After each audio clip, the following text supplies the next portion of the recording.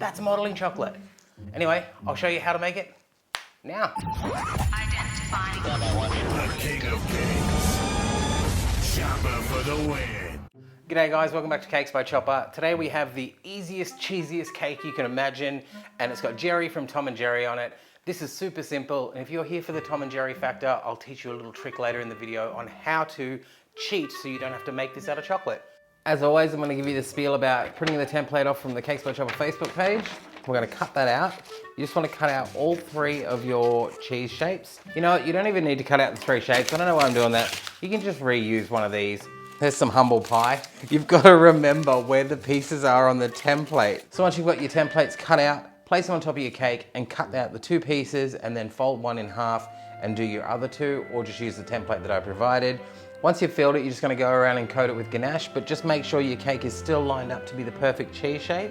And I get a lot of questions asking why I use ganache all the time. You can use any frosting or buttercream that you like. I just prefer to work with ganache. All right, now we've got our crumb coat on. It's not the nicest looking, but we're gonna pop it into the fridge for it to firm up a little bit. Now our cake's back out of the fridge. Its chocolate is a little bit firmer, so we can go through now and you'll see it'll turn to a much smoother finish because the chocolate's sort of set a little bit, so we're gonna smooth that down, ready for the fondant.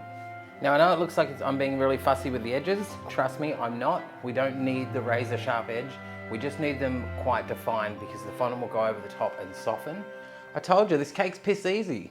Before we apply the fondant, we're going to just clean up our cake board because we don't want any brown smudges on our nice yellow cheese because it's not gonna look like chocolate, if you know what I'm saying.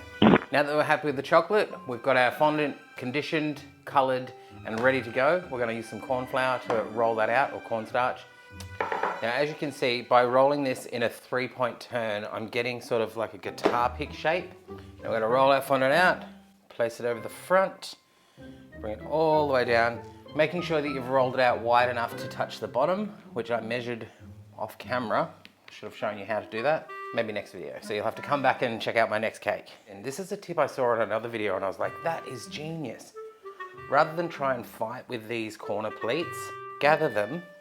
Now I'm going to gently squeeze those in and then use some scissors and trim it off. And you just gently rub that away. Can't even tell.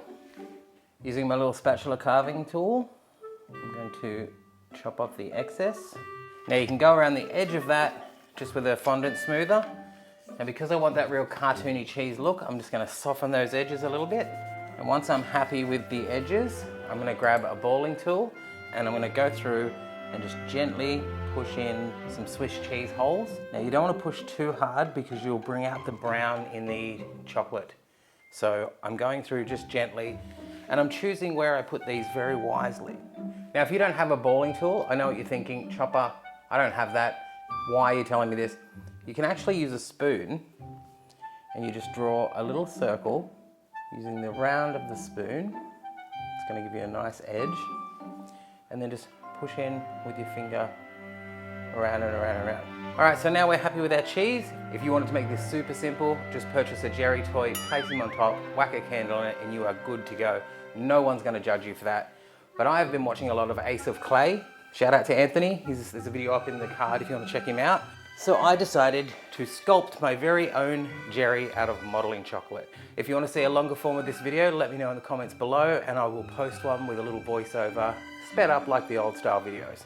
Let's get to dressing the cake. Push Jerry into this fondant, just a little bit so I know where his body sits.